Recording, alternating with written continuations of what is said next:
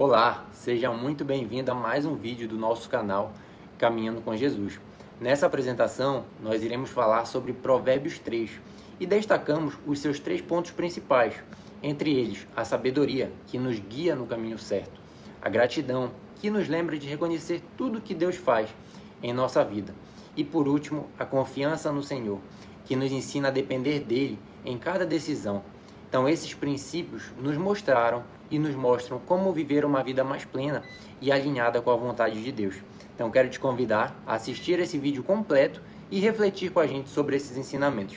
Muito obrigado. Então, pessoal, no versículo 1, ele fala: Não esqueçam da lei de Deus, guarda no teu coração.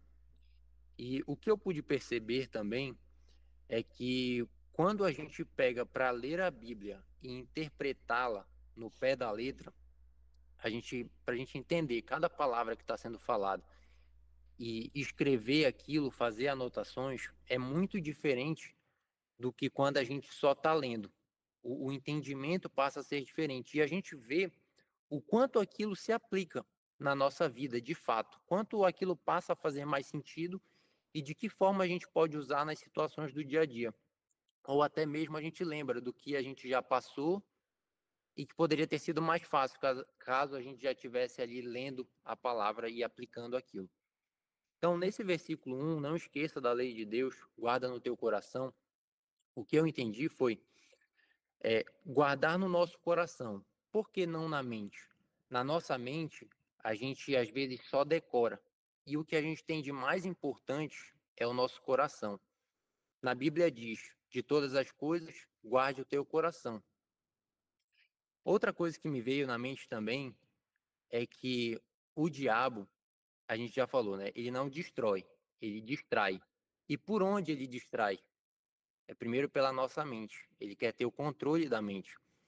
Então, por isso que a gente precisa guardar a palavra de Deus no nosso coração, porque a gente precisa blindar o nosso coração e não dar acesso para quem não é bem-vindo. Isso também me fez refletir. Para quem a gente dá acesso ao nosso coração? Quem são as pessoas que estão próximas a mim? Eu devo filtrar essas pessoas, saber quem eu quero ter por perto. Será que são pessoas de Jesus também, amigos de Jesus, que estão debaixo da palavra? Então, quando a gente guarda no coração, a gente está vivendo aquilo diariamente, porque já faz parte de nós. E na mente pode ser algo que a gente vai esquecer, né? Não é algo que a gente guardou num lugar especial. Alguém quer comentar alguma coisa? Lucas, abriu aí. Não, então, eu também entendi bastante isso daí, que você acabou de falar. Essa questão de guardar no coração é uma coisa que eu pude entender. A gente, mesmo em momentos difíceis, aqueles momentos que a gente não consegue enxergar, né, uma saída, ter Deus no nosso coração nos permite confiar cegamente nele e não desistir, né, nesses momentos mais complicados. Então, nesse início foi isso que eu consegui entender. Eu acho que realmente faz total sentido quando a gente começa a aplicar isso na nossa vida, né? A gente faz o impossível quando temos Deus na nossa vida e na nossa mente, principalmente no coração. Sim. Jorge. Pai da mentira, né? Mentira. Mentalidade. Mente. Mentira. Diabo. Por isso que na Bíblia sempre fala sobre guardar o nosso coração e não a nossa mente, tá? Porque quem controla a mente dos homens é o diabo. E se a gente não tiver com o coração agradecido, a gente cai muito fácil na manipulação mental. Quem aqui já namorou, né? Eu tenho certeza que lembra da primeira namorada. Pode até não lembrar da segunda, da terceira, talvez, né?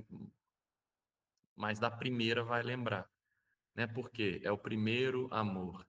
Quem teve filho ou tem filho, né? Sempre também vai levar no coração, vai fazer de tudo ali pelo filho. E é muito interessante Provérbios, né? tanto que ele é simples e direto, né?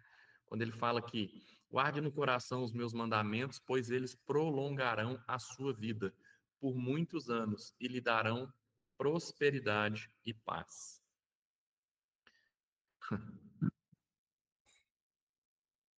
Então, é muito simples, né? Guardar e praticar os mandamentos de Deus vai nos dar paz e prosperidade. Então, pode continuar aí, Matheus. E assim, o interessante desse Provérbios 3, quando você interpreta ele, você entende o que é o principal da vida, o que a gente deve fazer. Então, ele coloca muito claro que Jesus é o principal e que se a gente tiver ele como no controle da nossa vida, seguir os princípios dele, tudo fica mais fácil, né? A vida é outra. Só que muitas vezes a gente acha que está na nossa mão, que a gente tem que fazer do nosso jeito. E esquece de entregar para Jesus, porque a gente tem medo de sair do controle. Mais para frente eu vou abordar um pouco mais sobre isso, né? E assim, voltando aqui no primeiro versículo, não esqueça da lei de Deus, relembrando quais são essas leis de Deus, né? Ame a Deus de todo o teu coração, ame ao próximo como a ti mesmo. Então, é você ter Deus de fato como o centro da sua vida, né?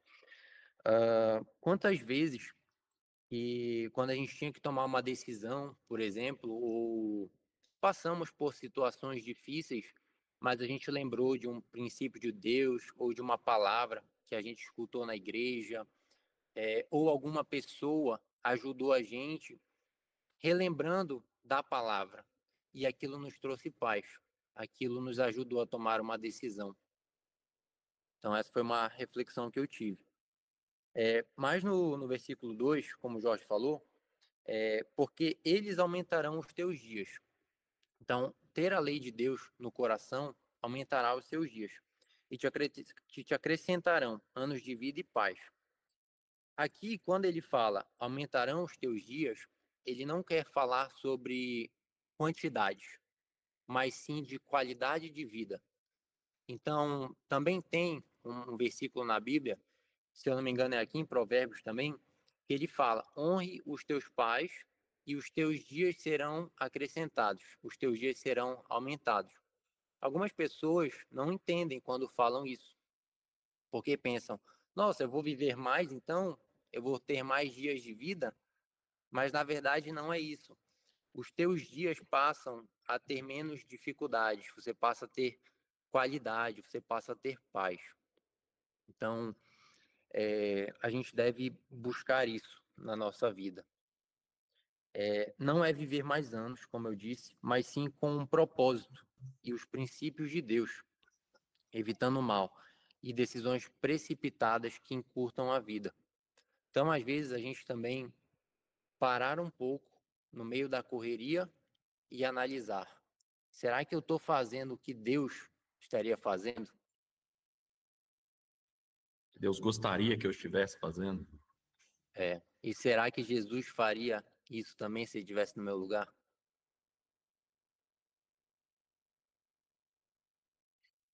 Mais adiante, no versículo 5 e 6, ele também, nesse mesmo sentido, fala: confia no Senhor de todo o seu coração e não se apoie no seu próprio entendimento. Então, Quem isso aqui. consegue fazer isso? Quem de vocês aqui consegue fazer isso que está escrito no versículo 5? Confie em Deus de todo o teu coração e não se apoie na sua própria inteligência.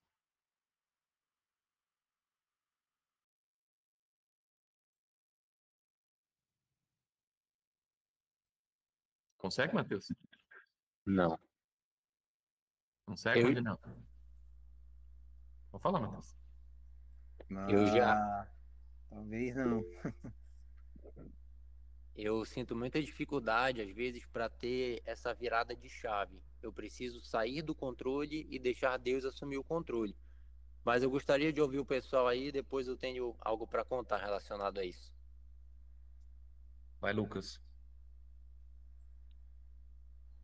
Ô Jorge, eu também não consigo, mas eu vejo muito disso aí vindo de forma cultural na minha vida. Eu posso explicar assim, no sentido de a gente sempre, desde pequena, foi colocado em escolas e a gente aprende muito sobre coisas lógicas, né? Sobre coisas assim palpáveis na nossa vida e acaba deixando um pouco o ensinamento espiritual, mais voltado no caso para Deus, Jesus, de lado, né? Então, ao decorrer da nossa vida, a gente vai utilizando muito mais a nossa percepção de inteligência do que confiando na mão de Deus. E isso vai muito pela questão da ignorância, né? Que a gente já tratou nos provérbios 1 e 2. Então, agora que a gente começa a ter a sabedoria de entender o que é os sinais de Deus, os sinais de Jesus na nossa vida, a gente vai tendo o conhecimento e a sabedoria também de confiar fielmente nos planos dele, né? E não utilizando mais a nossa inteligência. Então, eu posso dizer assim que hoje, com esses estudos que a gente vem fazendo, eu tô evoluindo, deixando mais na mão de Deus do que na minha inteligência, mas eu não consigo te falar que é 100%. Então a gente tem que buscar mais melhorias, mais estudos para poder alcançar esse nível que é o que a gente busca atingir, né? Mas é isso. Vai, Jack. Hoje no culto a palavra era cuide da presença. Era cuidar da presença de Deus, estar presente de Deus. E eu acho que eu não consigo. Assim, é muito difícil a gente ser 100% assim, mas eu creio que para nós guardarmos no coração, nós temos que ler a palavra com sabedoria, ler a Bíblia e realmente se doar 100% para isso. E para tentar ao máximo a gente conseguir seguir esse caminho, é isso, cuidar da presença. É estar sempre louvando a Deus, sempre lendo a sua palavra, sempre sendo estimulado para isso. Então, daí a importância que eu vejo da gente ter esse encontro aqui aos domingos, a importância que eu vejo de ir na igreja, no meu caso, a importância do louvor. Então, assim, sempre cuidar para a presença de Deus. Adrian.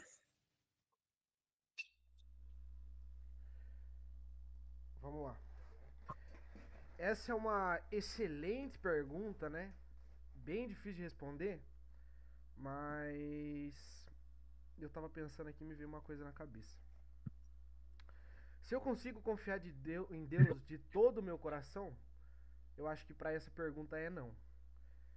Mas eu sim confio em Deus, eu tenho fé. E Jesus dizia assim: se vocês tiverem fé do tamanho de um grão de mostarda, poderão dizer a um monte: vá e se atire no mar, e assim será. Então, se Jesus está me falando que eu preciso ter fé, e mesmo que ela seja do tamanho de um grão de mostarda, eu consigo fazer um monte e ir para um lado para o outro, o que eu não posso fazer na minha vida se eu confiar em Deus, de fato? Eu já teve várias coisas que me aconteceram de eu não ter absolutamente nada que eu pudesse fazer. Totalmente fora do meu controle, e eu confiava em Deus que alguma coisa poderia acontecer. Alguma coisa de bom poderia acontecer daquilo. Por mais difícil que seja a situação, poderia surgir algo bom daquilo. E eu acho que é nessas horas que a gente consegue colocar de fato Deus em primeiro lugar. Quando a gente não enxerga mais saída. Quando a gente não vê mais caminhos palpáveis, caminhos racionais pra gente seguir. Só quando a gente coloca o joelho no chão e pede pra Deus de todo o coração, e a gente chora, e a gente fala tudo que a gente tá sentindo. E todos nós aqui já fizemos isso, uma vez ou outra na nossa vida. Não vou dizer que foram todos os dias, mas todos nós fizemos. E para mim isso é guardar Deus no coração e confiar em Deus. Por mais que não sejamos perfeitos e nunca seremos assim como perfeitos como Jesus, mas eu tenho Deus no coração.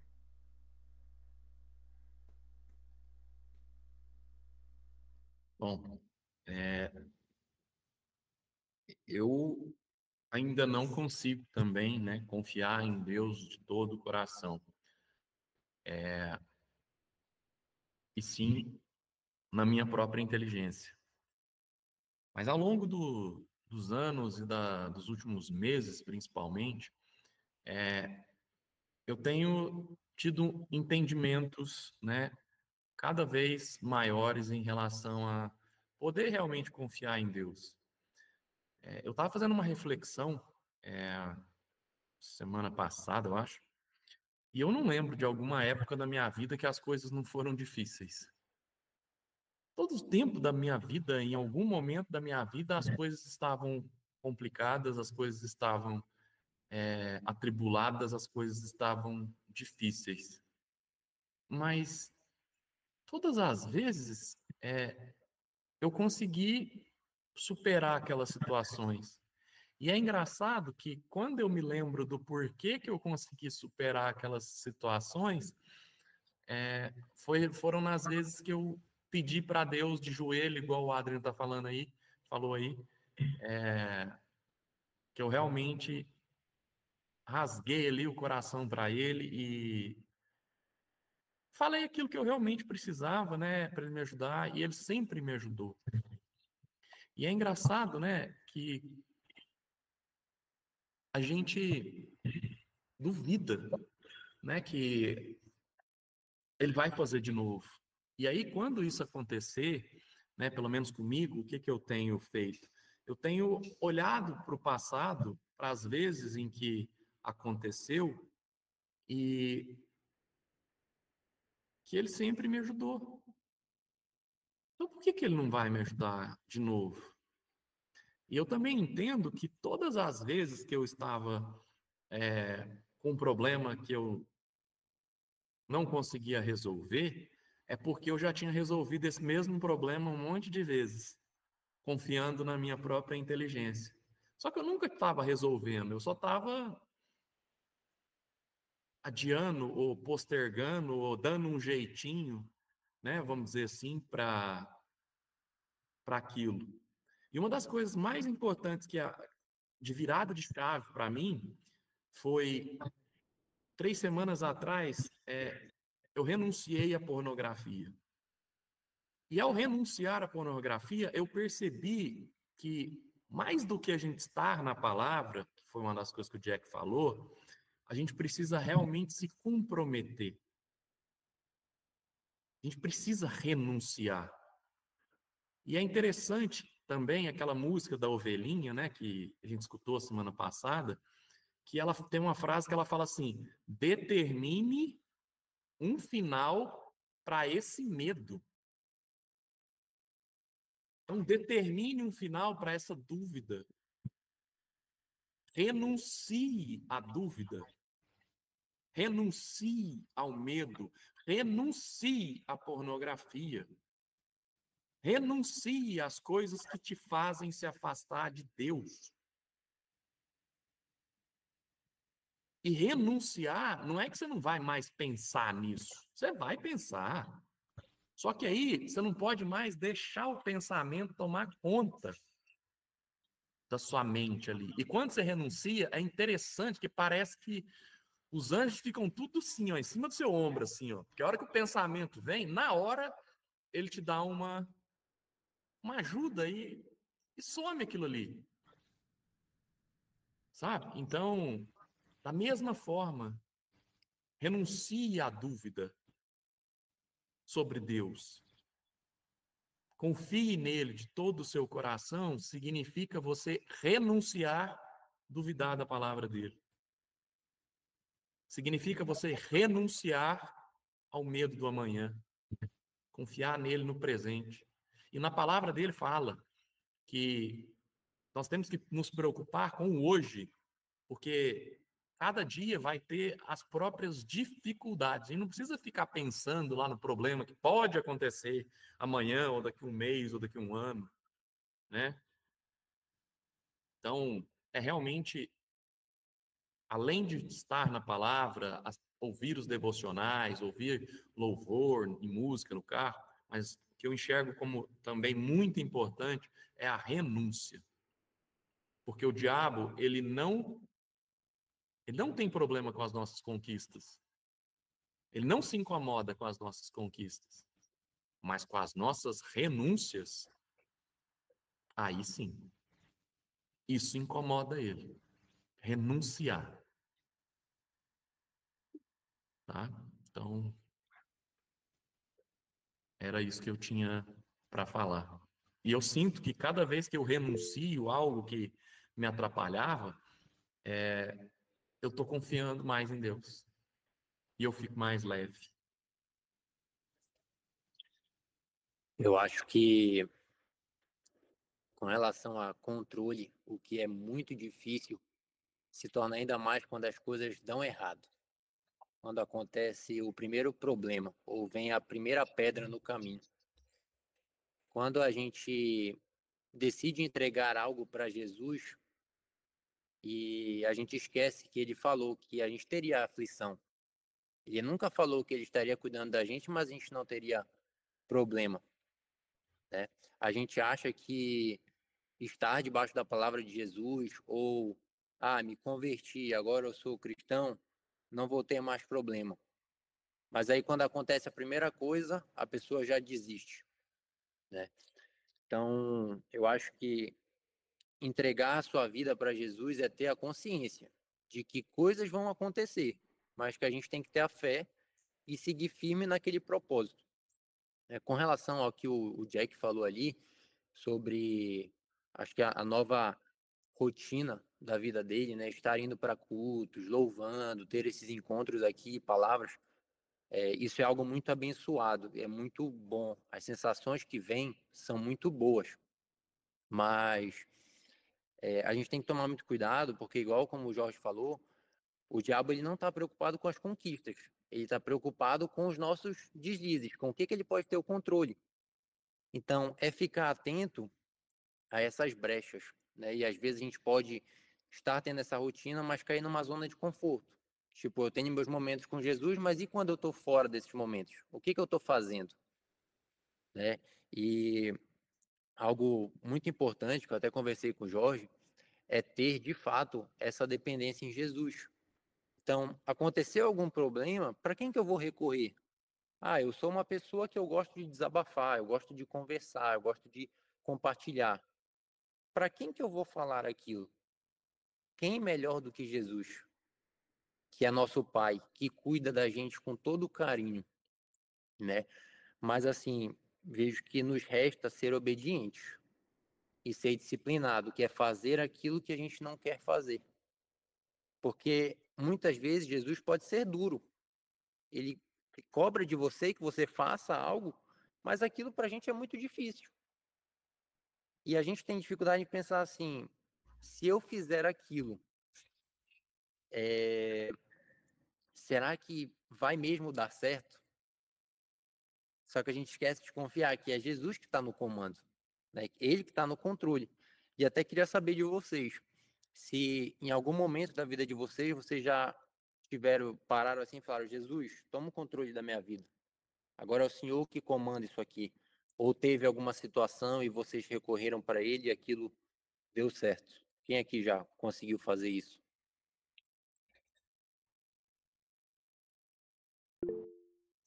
Na verdade, eu acho que já aconteceu comigo demais.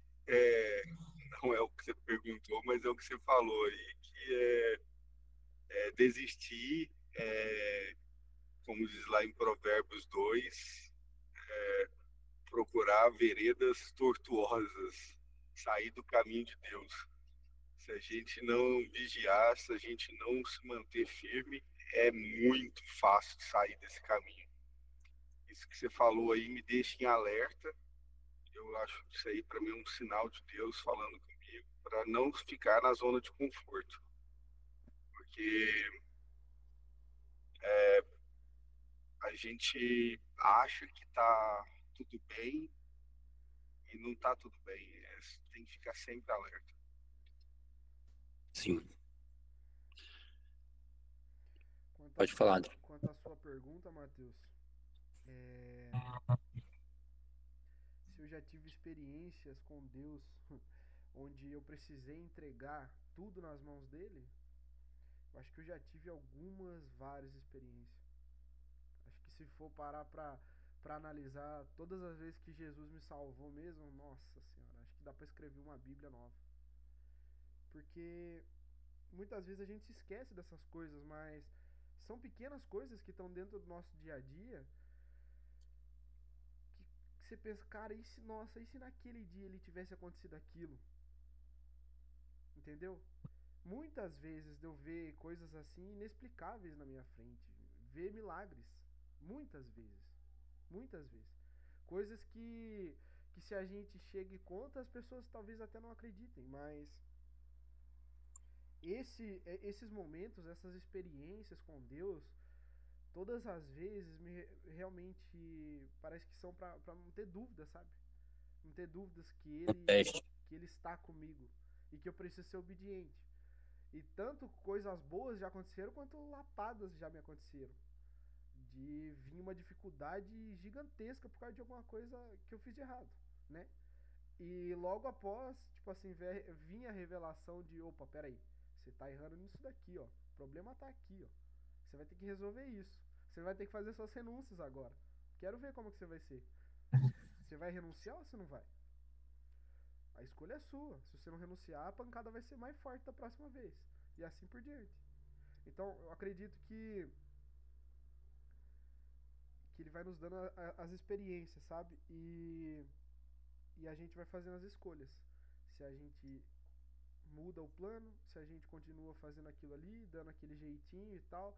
Só que cada vez a pedra do caminho vai ser maior, né? Até que vai chegar uma hora que a gente vai dar de frente numa parede. E a única coisa que vai nos restar é: meu Deus, na onde eu errei, me ajuda.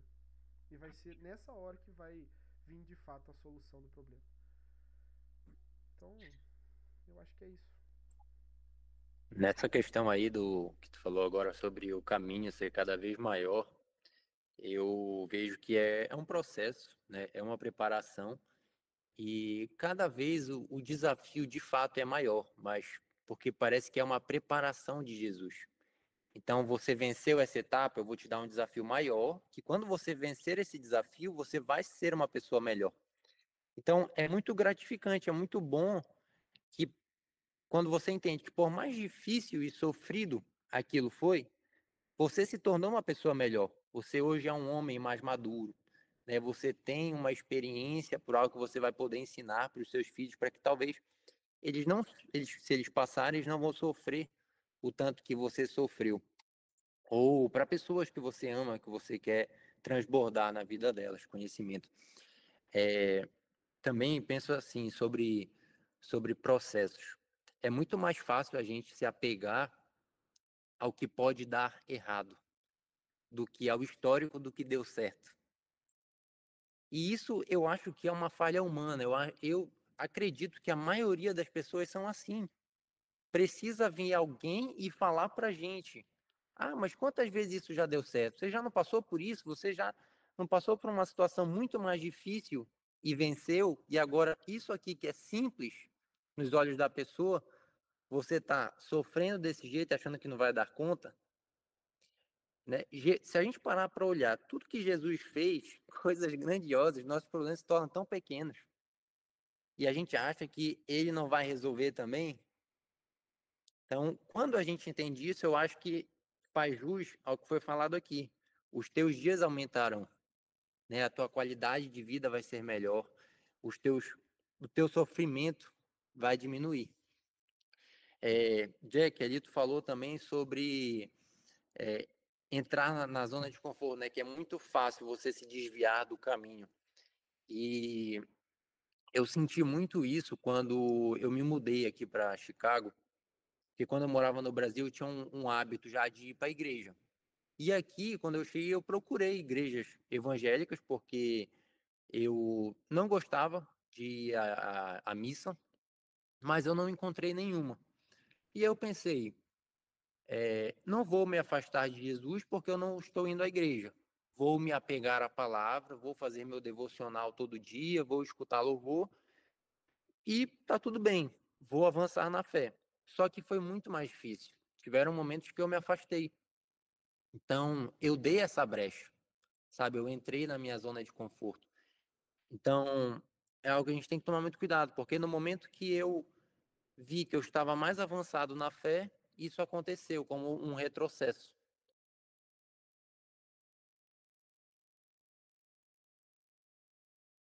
Posso continuar aqui? Versículo? Então vamos lá.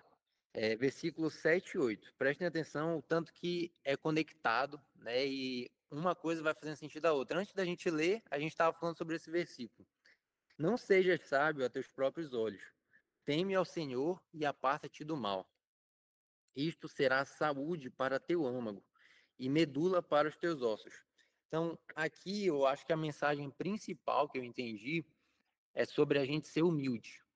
Né? Humilde para reconhecer que não somos bons o bastante e não achar que a gente sabe tudo o tempo todo, mas sim aceitar repreensões. Porque eu mesmo, em momentos que eu achava que eu era o bonzão, que eu estava fazendo as coisas da melhor forma, que ninguém poderia fazer melhor do que eu, ou que ninguém ia me repreender ou me castigar, Jesus foi lá e falou: tá achando que é o bonzão? Então vem cá, deixa eu te mostrar. E meu amigo, ele, se for preciso, ele te joga lá no fundo do poço para te fazer aprender, para te dar lição, né? Mas você aprendendo, você volta muito melhor. Então, acho que a gente até brincou algumas vezes uma frase, né? Que no fundo do poço tem uma mola, que você volta mais forte, né? Mas, assim, ter esse entendimento, para a gente ser humilde para aprender e aceitar esse cuidado de Jesus. Nunca ser, posso dizer, arrogante, né? Então, tá, eu sei, mas eu posso aprender mais. Eu posso ser melhor do que isso. Não achar que eu sou o melhor. Ter um coração humilde. Ele também fala sobre, no sentido de temer ao Senhor, né? Ter uma reverência e não medo. Então, para a gente temer ao Senhor é justamente para que Ele possa nos ensinar. E o que eu vejo na interpretação assim sobre temor ao Senhor, muitas pessoas quando leem isso pela primeira vez vou ter medo de Jesus, então medo do que Ele pode fazer comigo. Só que na verdade esse temor ele está mais ligado a você não fazer o que Jesus odeia. Então o que a gente falou lá no início, as leis de Deus, né? As principais. Ame a Deus de todo o teu coração e ame ao próximo como a ti mesmo. E também tem, né, o pecado da ignorância, da arrogância. Então, não fazer isso, porque não vai agradar a Jesus. E queria perguntar para vocês também sobre isso, uma pergunta que eu preparei, é, se vocês já sentiram como a ansiedade, ela desgasta, né? Quando você não é tão dependente assim de Jesus, quando você não deixa ele ter o controle, mas quando você entrega o controle a ele, a sua vida para ele, você sente um alívio. Quem aqui já passou por isso? Eu, pelo menos, já. Principalmente nos momentos de ansiedade. Eu estou passando, né? Estou passando por isso. Momento de transição na minha vida. Quantas mudanças que aconteceram, saída de um casamento, mudança de reestruturação, talvez mudança de país. Então, assim, a ansiedade ela é gigantesca, gigantesca, gigantesca. E, e a gente, hoje eu ouvi uma frase que é aquilo que criança faz o que quer, homem faz o que é necessário. Então, assim, essa maturidade emocional, essa maturidade de vida é o que eu tenho procurado, ter maturidade com Deus, maturidade com a palavra, porque se tiver a maturidade com a palavra, fica tudo mais fácil, porque aí você tem você sabe que vai dar certo, mas não é fácil essa maturidade. Então eu penso que é o tempo mesmo. Oi, Jack. Eu entendo que quando a gente passa por situações que a gente considera serem críticas, a gente muitas vezes se sente sozinho. Então a gente fica com medo, pelo menos eu, a gente fica com medo, dá um frio na barriga, pergunta o que que eu vou fazer agora, para qual caminho eu devo seguir. E assim, eu fico muito feliz que tu tenha te apegado a Jesus nesse momento, que isso vai ser tão importante, né, para a tua vida. Mas quero te falar, deixar claro mais uma vez que você tem seus amigos que você pode contar, que você pode conversar, desabafar, conte comigo também, para o que você precisar, sabe que pode me ligar para a gente Obrigado. passar 2 horas falando. E, então, assim, nunca se sinta sozinho, porque o seu pai é Jesus. Então, ele sempre vai cuidar de você. Desde que você esteve na barriga da sua mãe, ele quis que fosse você. Então, tem um propósito muito grande para a tua vida. Então, acho que as coisas acontecem porque foi da forma que ele quis. E que tem algo muito maior vindo. Então, pense em se preparar para esse momento. Amém. Obrigado. Nada. Vai lá, Lucas. Então, como eu acho que grande parte aqui do grupo sabe, eu sempre fui uma pessoa muito ansiosa, muito acelerada, por diversos fatores, e assim, eu sempre tive muito, posso assim te dizer, o medo, né? A ansiedade traz esse medo pra gente, né? Esse medo do futuro, de incerteza. E desde que eu comecei a ter mais contato com Deus, mais perder a ignorância mesmo, né? Ser mais sábio acerca do que ele queria pra mim, a gente vai perdendo esse medo, vai perdendo a ansiedade. Então hoje eu acabo confiando mais em Deus, então a gente tem algo a se pegar e a ansiedade vai sumindo. Então eu acho que ajuda muito nisso. Cara, eu também sou uma pessoa bastante ansiosa, Lucas. Eu até coloquei como meta minha esse ano para eu acabar com a ansiedade, porque eu consegui perceber o tanto que já me fez mal e ainda me faz mal, né? Então, assim, de fato, quando você se apega a Jesus, a ansiedade diminui. Uma outra coisa que eu percebi que me ajudou bastante também é com relação a fortalecimento de identidade. Então, tipo, quando você tem Jesus no coração, você meio que deixa de pensar um pouco sobre o que que as pessoas vão pensar sobre você. Você deixa de pensar em julgamentos, porque você tem Jesus, isso basta. Ele te fez assim. Então você é perfeito diante dos olhos de Jesus. Então, não importa o que os outros pensem, eu vou ser eu e eu quero ser bom diante de Jesus, quero buscar a minha melhoria. Então, acho que a ansiedade, ela também é um processo. E vai ser um processo de cura, um processo que você vai vencer, né? Então, acho que assim, tu já está no caminho certo, como tu falou. Me apeguei a Jesus e tenho sentido uma melhora. Eu acho que, então, é ter constância nisso daí. Sim, e assim, Matheus, é muito também daquela primeira pergunta do Jorge, né? A gente tem Jesus 100% com a gente. E eu acho que quanto mais porcentagem, né, de Deus a gente possui no nosso coração, a gente vai ficando mais confiante acerca do que vem no futuro e também de acordo, e vai perdendo ansiedade, né? Então uma coisa vai levando a outra. E isso a gente vai construindo apenas deixando a ignorância e tendo mais sabedoria acerca do que Deus quer pra gente. Então, é manter sempre esses encontros, esses contatos com Deus, fazer essa oração diariamente, que isso vai aquecendo o nosso coração e vai nos tirando a ansiedade cada vez mais. Nunca perder a constância, né? De estar perto de Jesus e também aumentar essa dependência. Buscar na palavra, vez ou outra ouvir um vídeo, fazer um devocional. Acho que isso é muito importante para fortalecer a fé. Jorge. Eu vejo muitas pessoas, né, fazendo tratamentos há muitos anos e nunca são curadas, estão sempre sendo tratadas. E aí a pergunta que eu faço é para vocês com essa questão da ansiedade: você já renunciou? Você chegou para Jesus ali e falou assim: Jesus, a partir de hoje eu renuncio a ser ansioso. O senhor me ajuda? Porque durante quanto tempo ainda nós vamos viver tomando comprimido? para distrair da dor. Até quando nós vamos continuar fazendo tratamentos paliativos? Será que Jesus não era o suficiente?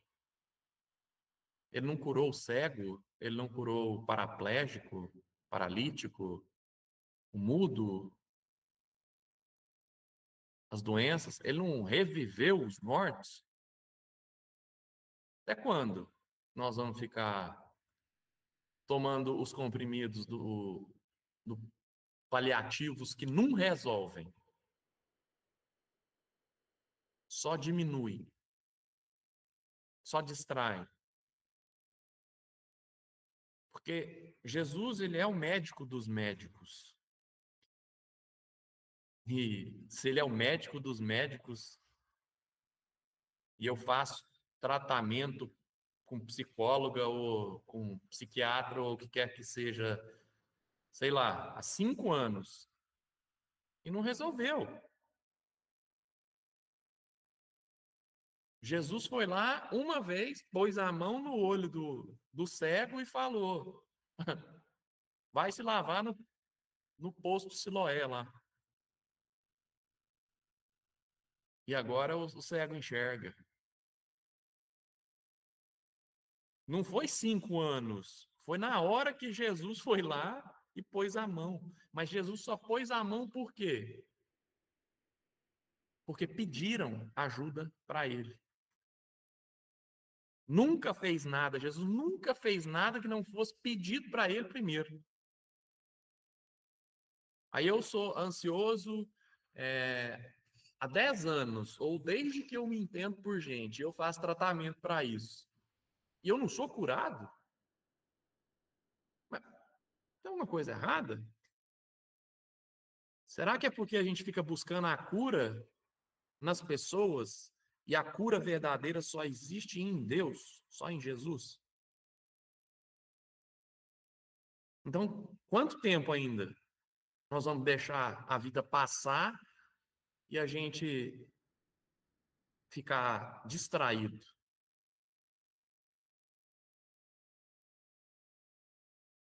E é interessante, cara, faz isso. Pede para Jesus te livrar da sua ansiedade. Fala para ele: Jesus, a partir de hoje eu renuncio à ansiedade.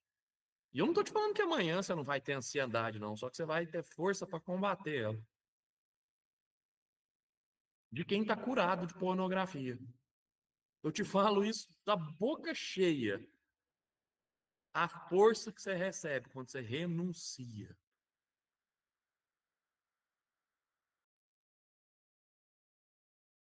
Então, confiar em Deus de todo o coração, para mim é isso. É renunciar a tudo aquilo que a gente tem feito a vida toda e não tem nos curado. Tem só sido paliativos.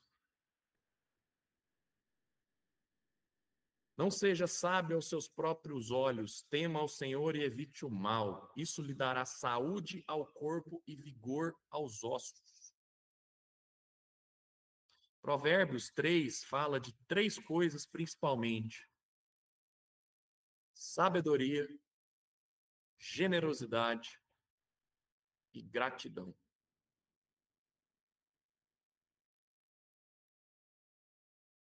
Então, pessoal,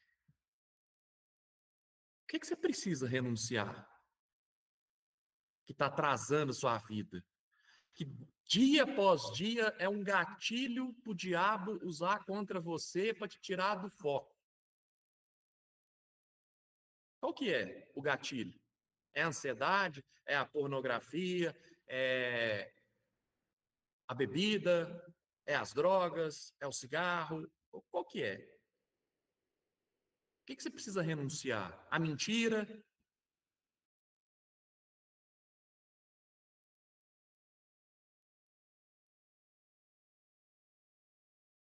É isso que eu tinha para falar. Se quiser continuar, Matheus, fica à vontade.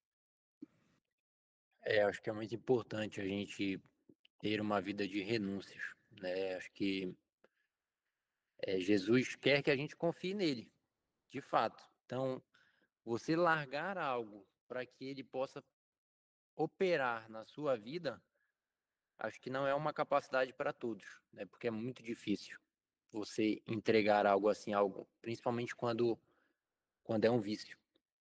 Né? Aqui no versículo 9 e 10, eu achei Mateus, muito. Oi. é para todos. É para todos. Jesus não fez distinção entre nenhum de nós. É para todos. Todos que decidirem de verdade renunciar àquilo que faz mal, é para todos. Deus veio, Jesus quando veio pelos pecadores. E todos nós somos pecadores, então é para todos. Ele não fez distinção. E ele não faz. Mas depende de nós renunciarmos. Tá? Então é para todos. Por mais difícil que seja, é para todos. Sim, com certeza, mas o que eu quis falar é que não é fácil para a gente fazer isso, essa renúncia. Não é qualquer um que consegue fazer essa renúncia. Então, eu mesmo, para eu ter essa virada de chave, para eu conseguir falar, Jesus, eu estou renunciando a isso aqui, eu não quero mais fazer, tenho controle sobre a minha vida, não foi fácil. Porque se eu fiz isso, eu estava numa zona de conforto que eu sabia que não estava me fazendo bem. E até o que eu queria contar, né? De um momento que eu fiz isso e eu sinto que Jesus fez a mudança na minha vida. Depois da escola, eu comecei a fazer faculdade de Direito. E eu estudei por 2 anos e meio essa faculdade. Mas eu nunca senti que era o que me fazia feliz. Não achava que também aonde eu estava era o meu lugar. Eu tinha uma vida que para mim era perfeita. Eu tinha o carro que eu queria, eu saía com pessoas, então eu tinha uma vida social ativa. Eu fazia tudo o que eu queria. Eu tinha uma casa confortável. Então, assim, eu estava na minha zona de conforto. Mas ali eu tinha distrações.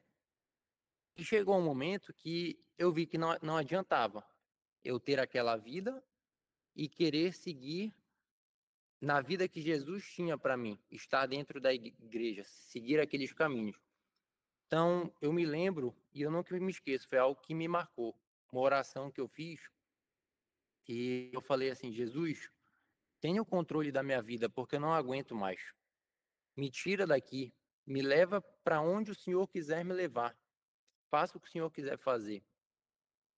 E aí, então, passou um tempo, eu tive uma ideia, falei para minha mãe, ela apoiou essa minha ideia, e Jesus me trouxe para um lugar que para mim era muito improvável. Eu nunca tinha sonhado com aquilo. Então, de fato, quando a gente se entrega, quando a gente consegue fazer isso, sair do controle, Jesus age. E por mais difícil que seja, depois isso começa a fazer sentido e você entende tudo.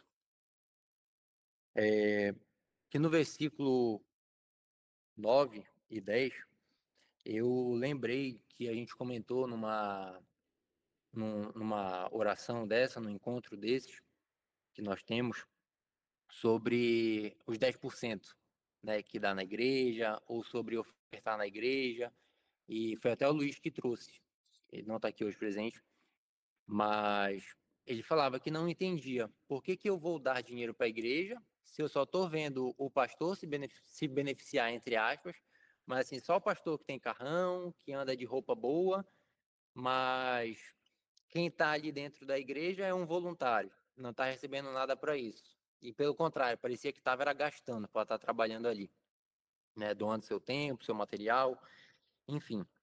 E aqui ele fala: honra ao Senhor com os teus bens e com a primeira parte de todos os teus ganhos, e se encherão os teus celeiros. Então, eu acho que isso se aplica, pode se aplicar aos 10% na igreja, mas o que eu entendo é que tudo que nós temos hoje não é nosso. É um empréstimo de Jesus para a gente. E a gente escolhe de que forma usar isso. Então, ele tem o poder de dar mais ou de tirar. E isso vai depender do que você está fazendo, das suas atitudes. Então, entender o seu propósito de vida, e seguir aquilo, Deus vai te apoiar. Ele vai te dar o necessário para aquele projeto. Tem uma frase, já te deixo falar, Paulo. Tem uma frase que eu gosto muito, que é: dá o passo que Deus dá o chão. Então, é confiar em Deus. Pode falar, Paulo.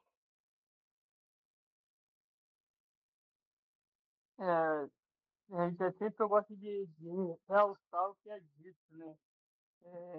Jorge acabou de falar sobre confiar, né? Aí, será que a gente confia em Deus nesse momento também da parte financeira, que é das 10%? Porque também está na Bíblia. E aí? Confia na palavra ou não confia na palavra? Isso também é um conflito, entendeu? Só que é aquilo, como a gente está falando de confiança, a gente tende a acreditar no que a gente vê em realidade. Se a gente vê muito desvio de caráter de pastores ou como é que se diz, de líderes, a gente tende a acreditar que isso é no mundo inteiro, entendeu? A gente tem esse certo receio. E eu peguei um pouco do entendimento em relação a esses 10%, que eu acho que muita gente não tem essa compreensão. Jorge, acredito que deve saber, como que a gente deve imaginar como é que é o reino de Deus? E o dinheiro também está ligado ao mundo espiritual, né? Porque se a gente olhar, as guerras é por causa de quê? Que tem no mundo inteiro, tá ligado? Essa parte financeira. E a parte financeira, se a gente for olhar o princípio dela, vamos dizer, o ouro é extraído da onde? Da terra. E a terra é de quem? Jesus que fez. Então, é um conflito muito, muito grande, entendeu? Só que não é simples para a gente compreender. Eu acho que tem que ter muito sabedoria, realmente, entendeu? E ter o Espírito Santo. Como eu sou pecador, eu não tenho dificuldade de reiniciar, cada vez se torna um pouco mais difícil. Então, eu mesmo tendo um pouco de entendimento, muitas das vezes você vai entrar em conflito. Por quê? Por causa do pecado. Porque eu não estou seguindo os princípios. Quanto menos princípios a gente segue, mais difícil a gente acreditar. Essa é um pouco da minha visão e da minha ignorância, é claro, né? Eu não sou um cara sábio. Estou aqui para aprender. Mas eu tenho um pouco dessa compreensão. Eu concordo contigo e penso no versículo anterior: não confie nos teus próprios olhos, né, mas sim em Deus de todo o teu entendimento. Então, quando a gente lê isso, de honrar ao Senhor com todos os nossos bens, e o primeiro exemplo que vem à cabeça é na igreja, eu acho que a gente tem que pensar em fazer a nossa parte, né, e não no que vai ser feito com aquilo.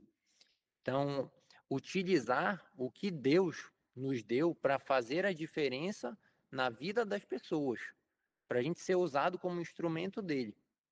E sobre sabedoria, ser humilde, assim como você está sendo. Eu admirei muito o que tu falou, de que eu estou aqui para aprender mais, eu não sei de tudo. Então, focar de fato em fazer a nossa parte com o que Deus nos deu. Então, mas será que essa parte aí, né, de dar os primeiros frutos, né, recursos de todas as suas plantações, né, honre o Senhor com todos os seus recursos e com os primeiros frutos de todas as suas plantações? Será que ele está falando de dar isso para a igreja? Quem mais que poderia ser, além de dar para a igreja, na opinião de vocês? Então, Jorge, eu até levantei a mão para falar um pouco sobre isso. Eu também. Desculpa, eu atrapalhei então, né? Eu Não, não, atravessei. não, mas linkou uma coisa com a outra. Porque eu, quando era criança, eu ia sempre na igreja com minha avó e eu adorava a parte de dar o dízimo, né? A gente não tem noção de dinheiro, era uma parte assim que o pessoal saía, então eu adorava. Acho que também toda criança deve gostar, né? E quando a gente vai crescendo, a gente vai tendo um pouco mais de discernimento das coisas, vai vendo também o que algumas igrejas que vão fazendo de errado, né? Na vida de algumas pessoas, como por exemplo, igual a fala do Luiz, como o Matheus falou aí, tipo, eu vejo o pastor com dinheiro e as pessoas que vão na igreja que dão sem nada, né? Tirando até, às vezes, do que come para dar para a igreja. E aí, isso também me afastou muito de querer dar dinheiro para a igreja, para algumas instituições religiosas, né? Só que com as nossas reuniões e pegando alguns ensinamentos, né, que a gente vai tendo ao decorrer do tempo, eu fui percebendo que a gente tem que dar pro próximo sem esperar algo de volta, né? Isso daí era uma coisa que até que minha mãe me ensinou também, quando eu parava algum tipo de mendigo na rua, que a gente ficava naquela lá, vou dar dinheiro para ele, e às vezes ele vai comprar cachaça, vai comprar não sei o quê, e pedindo, no caso, para comida. E ela falava assim pra mim, Lucas, tem que estar com o seu coração, cara. O que ele for fazer com aquele dinheiro lá, aí é problema dele. Você fez sua parte de dar o que você achava que era necessário. Então, hoje, eu não dou meu dinheiro para qualquer um. Deus tem que tocar meu coração. E Deus tem tocado meu coração, posso dizer que bastante nesses últimos meses, assim, que eu posso falar. É, teve recentemente, teve um rapaz que chegou na minha faculdade, tinha acabado de sair, era 10h30 da noite, estava conversando sobre Deus, inclusive, com um amigo meu, e esse rapaz chegou falando que precisava de dinheiro, porque, enfim, alguém que combinou com ele, de encontrar perto de uma farmácia, encontrou com ele, ele foi perto da faculdade, enfim, pedindo dinheiro para comprar leite em pó para a filha dele, falando que, inclusive, ele tinha pedido para Deus algum lugar que ele poderia ter pedido esse dinheiro. E acabou me encontrando comigo, com esse amigo meu, e eu fui lá e ajudei ele sem pensar duas vezes, porque Deus tocou meu coração, e mesmo que ele tivesse falado mentira ou o que seja, eu fui tocado, e eu acho que é isso que importa, sabe? O que você está disposto a dar, independente do que a pessoa for fazer. Então, assim, não são todos os momentos, eu posso ter sido enganado ou não, só Deus vai saber, e a pessoa que fez, mas eu tenho feito isso com um pouco mais de generosidade, que é o que esse provérbio, essa parte do versículo fala, né? A gente ser generoso e sábio com o que Deus pede para a gente na questão financeira. Então, assim, ficar atento aos sinais de Deus, né? A gente tem que ficar atento e saber o momento que toca seu coração, para ser generoso ou não. Então, é isso que eu penso. A gente tem que realmente esperar esse toque de Deus, e se for o momento para ser generoso, seja, se também não for, não tem o menor problema. Tem que ser vir de coração. É isso que eu enxergo, sabe? Vir algo, uma generosidade de coração. Então, é isso que eu pude compreender um pouco sobre essa parte do Provérbios. E tem agido na minha vida. Fala, Paulo. Jorge, se eu não me engano, eu acho que encontra em Malaquias 3:10, essa parte aí que você perguntou. Malaquias 3:10, se eu não me engano, em relação ao dízimo. E sobre observar, né, comportamentos, se a gente olhar as outras religiões que não creem em Deus, elas dão 10% ao que elas acreditam, né? Por isso que eu falei em relação a ver essa disputa aí, ou essa resistência aos 10%, isso vai do coração de cada um. Mas, como a gente está falando de crer no que está escrito, eu gosto de ver o que, né, que a gente tem que seguir, que é o que está na Bíblia. Agora, como a gente tem a parte de ser humano, de ter o julgamento, de querer, né, confiscar o que às vezes não é da nossa parte fazer, né, é sobre confiar.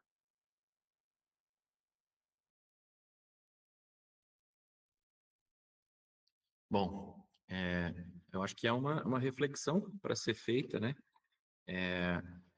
Se o dar, né, é para a igreja, porque o mandamento maior é ame ao próximo, né, como a si mesmo. Ame a Deus sobre todas as coisas, ame ao próximo como a nós mesmos. Ali não tem lugar nenhum falando ame a igreja acima do próximo. Ajude primeiro a igreja, depois o próximo. Tá? E outra coisa, quem já leu Mateus na Bíblia? Quando a gente vai na igreja e pede para o padre Por onde que a gente começa a leitura na Bíblia? Quem sabe por onde que eles sugerem? Acho que foi Tiago e Lucas que tu me falou. É Marcos, Tiago e Lucas. Quem sabe por quê que não é por Mateus? Ou por João?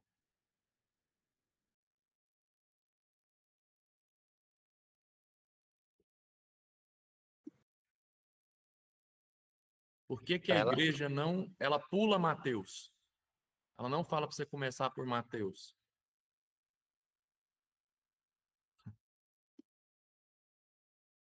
está relacionado à vivência com Jesus, não é?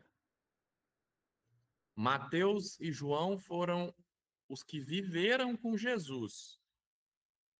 Marcos, Tiago e Lucas, ouviram falar. Lucas, eles ouviram falar, ou seja, é telefone sem fio. Inclusive Paulo Mas por não que viveu então? com Jesus. Mas por que então que a igreja recomenda esses? Por quê? É. Porque Mateus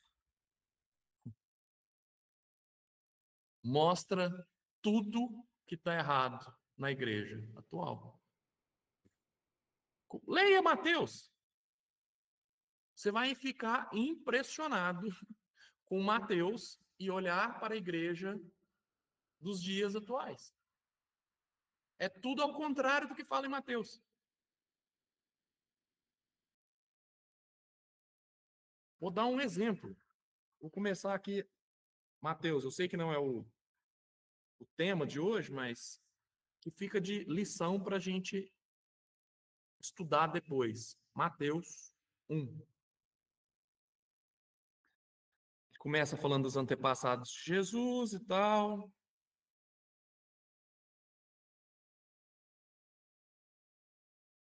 Primeira coisa, a Virgem Maria, que é pregada na igreja, ela é virgem. A mãe de Jesus, certo? Como que Jesus tem irmão?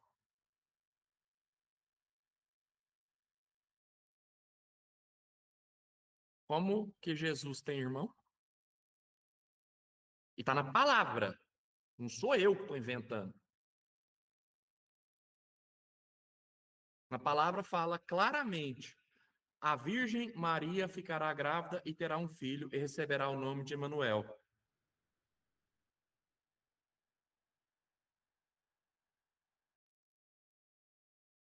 José não se deitou com Maria até que Jesus nasceu. Não teve relações com Maria até o nascimento do Cristo. O que significa até? E depois ela teve. E na Bíblia também fala dos irmãos de Jesus. Então, se a gente for avançando em Mateus, e eu acho que depois de Provérbios a gente pode começar a leitura da Bíblia da forma que é por onde tem que ser lido, e é em Mateus, nós vamos começar a entender o que realmente é a palavra de Deus. Tá? Em Mateus fala de não se cultuar imagens. Santos. Em Mateus fala de que todo líder religioso precisa ser casado. Por que o padre não casa? Para não dividir a riqueza da igreja. Então, nós temos que mostrar para as pessoas a palavra verdadeira e não a interpretação. Não a interpretação. Não é o Jorge que está falando, é o que está escrito lá em Mateus. E Mateus viveu com Jesus. Diferente de Marcos, diferente de Lucas, diferente de Paulo. Não podemos ser divulgadores de algo que não está correto, que não está na palavra. E, de novo, a pessoa vai na igreja ou na casa de Deus 20 anos e não foi curada do cigarro, da bebida, de qualquer coisa que ela foi lá buscar 20 anos atrás? Que lugar é esse que não cura? Uma pessoa que está indo há 20 anos. Que lugar é esse que não te ensina a não falar do próximo, a não fazer fofoca?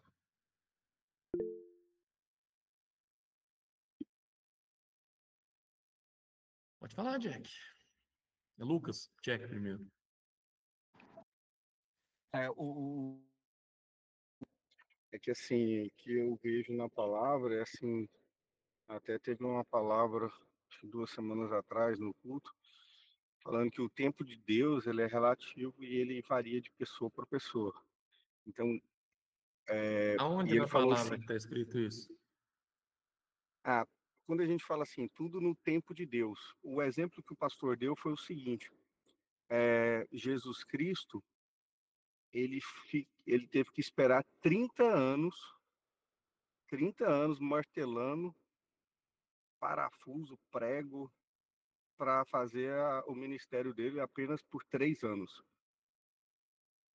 Então, ele esperou 30 anos da vida dele para fazer o seu ministério, que durou apenas 3 anos.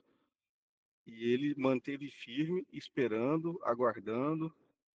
Então, e foi justamente isso: controlar a ansiedade, seguir firme na presença de Deus, que a sua hora vai chegar. Se ele fosse agoniado, se ele tivesse sido ansioso, talvez ele não teria isso, né? E ele esperou 30 anos. Ele era assistente do pai, depois ele virou carpinteiro, e foi 30 anos da vida dele. Não foi rápido, né? E durou apenas 3 anos. E ele salvou, e ele deixou um legado para salvar todo mundo, né? Então, assim, eu me mantenho firme, sem questionar, e, e é assim, e Deus sabe de todas as coisas. Eu tenho pensado assim. Sem questionar o quê? Sem, assim, sem questionar, por exemplo, sem questionar por que que a igreja, eu tenho ido na igreja, né? Mas eu vou pela minha fé. Eu não vou para, tipo, por que que não tá dando certo? Ou então, por que que não tá acontecendo nada na minha vida? Por que que não tá mudando? Então, quando eu falo o tempo de Deus, eu falo isso. Eu sigo firme na palavra, firme na presença de Deus, e eu não estou nem um pouco preocupado se vai demorar 1 ano, 10 anos, 20 anos, 30 anos, até porque eu já botei na minha cabeça que isso aqui é só uma passagem. Eu vou encontrar Jesus e vou estar do lado dele quando eu morrer. Então, isso tem me ajudado bastante, assim, a controlar minha ansiedade e tocar a vida. Acho que é questionar o que tá acontecendo na tua vida, então, né, Jack? Sim, de uma maneira geral. É, de uma maneira geral. Como se as coisas. Como não? É o que eu acredito. Tudo de bom e de ruim o que acontece é como se fosse parte do processo. Então, Isso, é necessário. é necessário. Isso mesmo, é necessário. Entendi. Mas sem o conhecimento, como que a gente vai saber o que que é necessário e o que que não é? Não tem como. Se não ler a palavra, para a gente colocar, para a gente colocar o que, como diz o Provérbios, colocar Jesus no coração, só tendo sabedoria, que foi o Provérbios 2, né? Você tem que ter sabedoria, ter experiência da palavra, realmente, entendê-la mesmo, interpretá-la e jogá-la para o coração. Assim, Para você entender a sem. palavra, você tem que começar por Mateus. É, Porque foram eles que viveram com Jesus. Uhum. Mateus e João.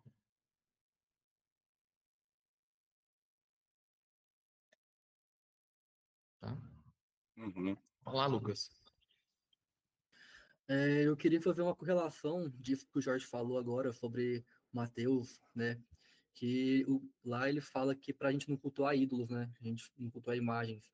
E muito do que a gente faz hoje aqui na Terra, principalmente, é cultuar ídolos, né? Tanto seja por ídolos pop ou se não ídolos políticos, buscando sempre alguém para ser a nossa salvação e não cultuando realmente quem é o nosso Salvador, né? Quem já nos salvou de tudo, que é Deus.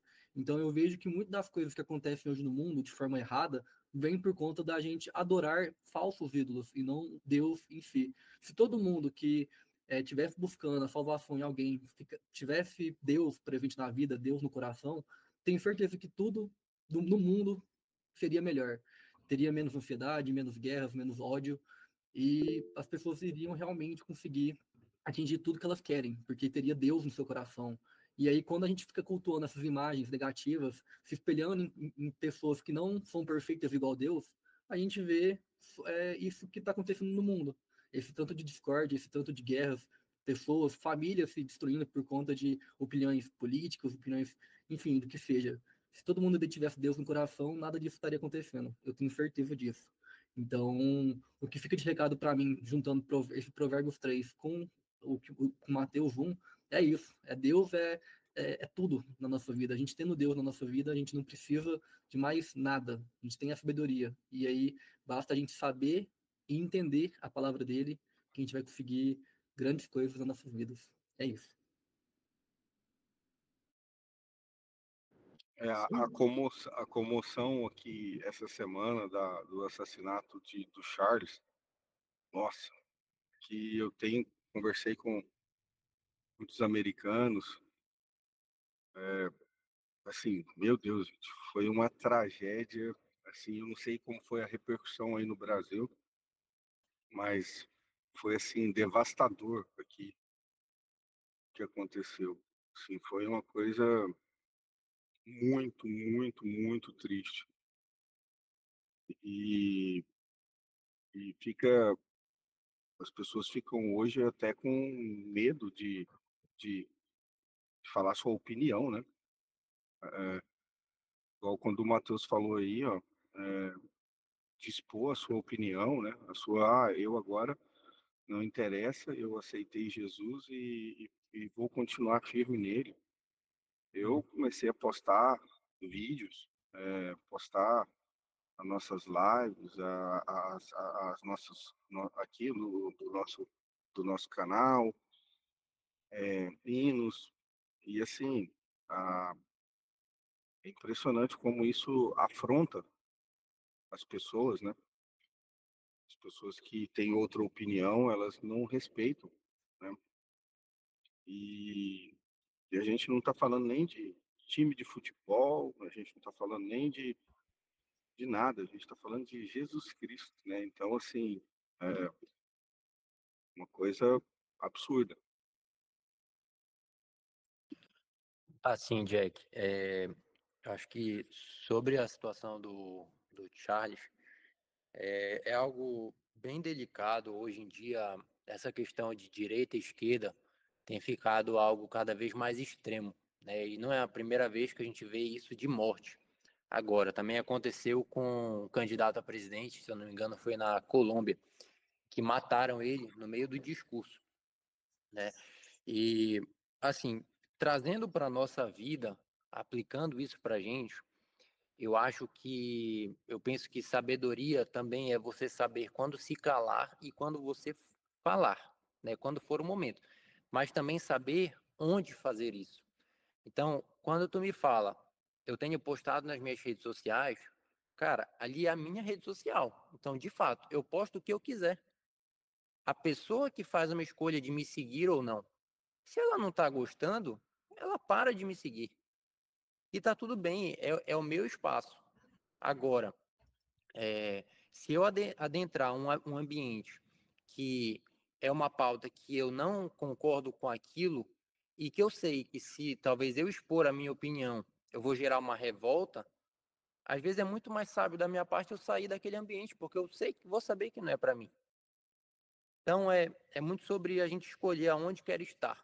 Então, eu vou usar a minha rede social para passar a palavra de Jesus, para trazer pessoas para cá. Vou usar. Quem não estiver gostando, que pare de me seguir. E pronto. Jorge, quer comentar algo? Está aberto aí o microfone.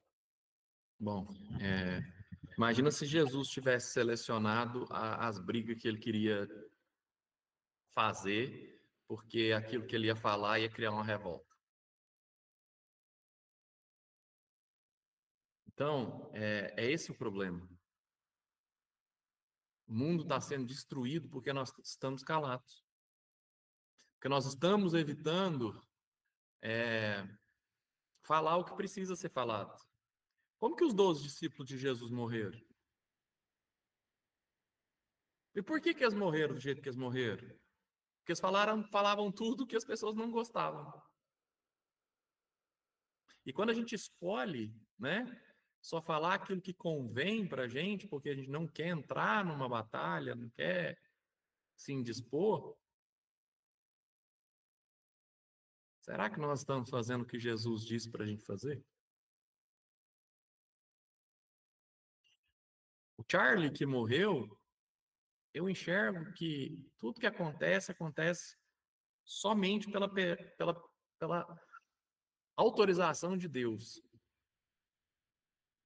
Quem que aqui desse grupo sabia quem era Charlie antes dele morrer? Alguém conhecia? Quantas pessoas sabem quem é Charlie agora porque ele foi assassinado? E principalmente, sabem por que ele foi assassinado? Que conheceram Jesus através da morte do cara.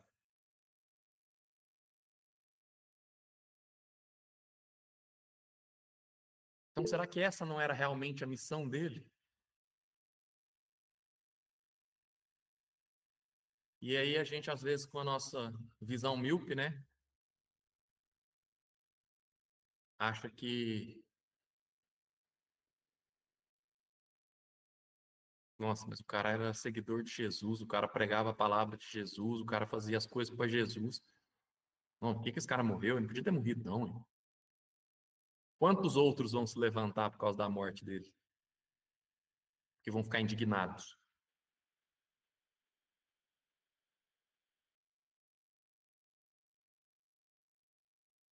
Se Jesus não tivesse morrido, será que ele seria lembrado como ele é lembrado até hoje?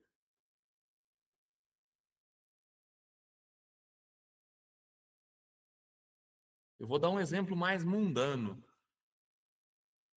Lucas, Mateus, Adrian, vocês não têm, Gabriel, provavelmente, vocês não têm idade para lembrar do Senna, do Ayrton Senna, piloto de Fórmula 1. Mas vocês já ouviram falar dele? Por quê? Ele morreu. E aí ele virou um mito. Quais são os outros pilotos brasileiros tricampeões do mundo, igual o Ayrton Senna? O Nelson Piquet tá aí, viu? Não, você tudo bem, você sabe. Eles, acredito que não. Mas assim, Sabe. tá vivo, né? Os Piquet, ninguém nem fala dele, né? Fittipaldi, não é? Emerson Fittipaldi é bicampeão. Quantos títulos o Barrichello tem? Nenhum.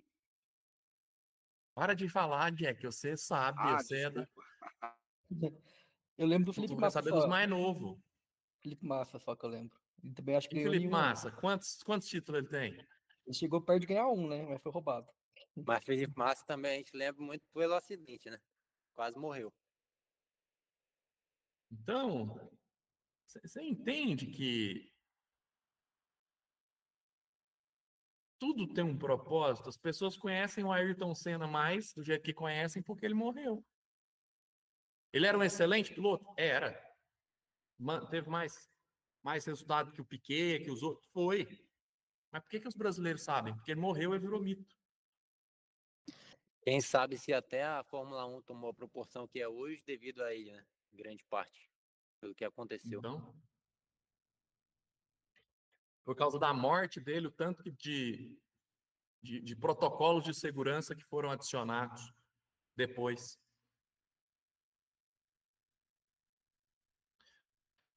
Então, pessoal, vamos refletir e ser sábio. Não é ouvir a opinião do outro e falar, cara, esse cara aí não sabe o que está falando, não vou escutar ele mais, não. Ter sabedoria para entender que existem opiniões e entendimentos diferentes. E, principalmente, se você acha que algo está errado, vai lá na palavra e lê.